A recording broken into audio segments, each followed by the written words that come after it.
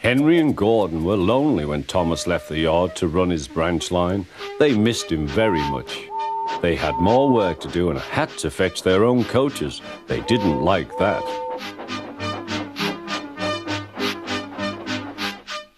James grumbled too.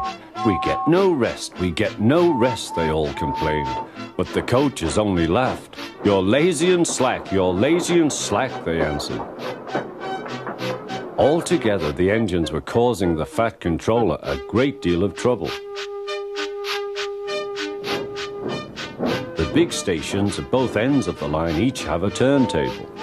The Fat Controller had made them so that the tender engines can be turned round, because it is dangerous for them to go fast backwards. Tank engines like Thomas don't need turntables. They can go just as well backwards as forwards. But to hear Gordon talk, you would have thought that the Fat Controller had given him a tender just to show how important he was.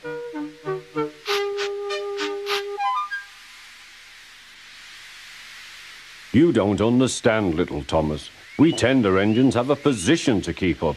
It doesn't matter where you go, but we are important.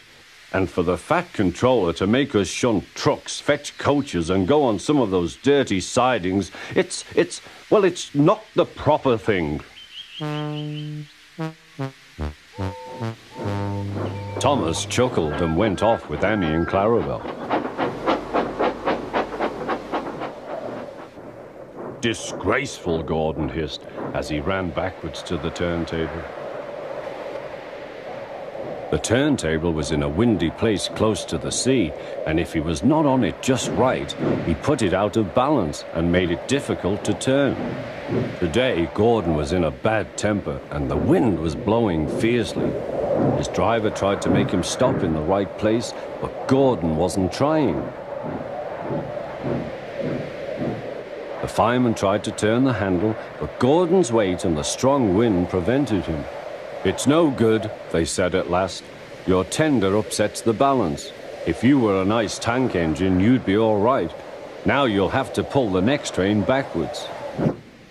"Look," called some boys, "there's a new tank engine." "Oh, it's only Gordon back to front." "Hello," called Thomas, "playing tank engines? Sensible engine. Take my advice, scrap your tender and have a nice bunker." Gordon said nothing. Even James laughed when he saw him. "Take care," hissed Gordon, "you might stick too."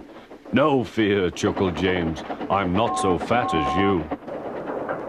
"I mustn't stick," thought James. He stopped on just the right place to balance the table. It could now swing easily. Gordon arrived in time to see everything. James turned much too easily. The wind puffed him round like a top. He couldn't stop.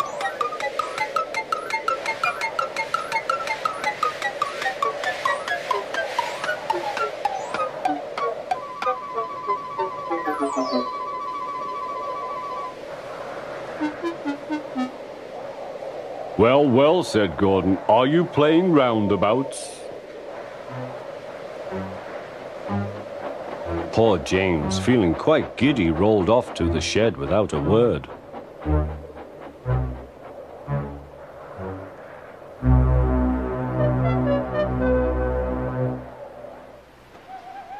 That night, the three engines had an indignation meeting.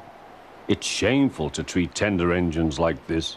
Gordon has to go backwards and people think he's a tank engine. James spins round like a top and everyone laughs at us.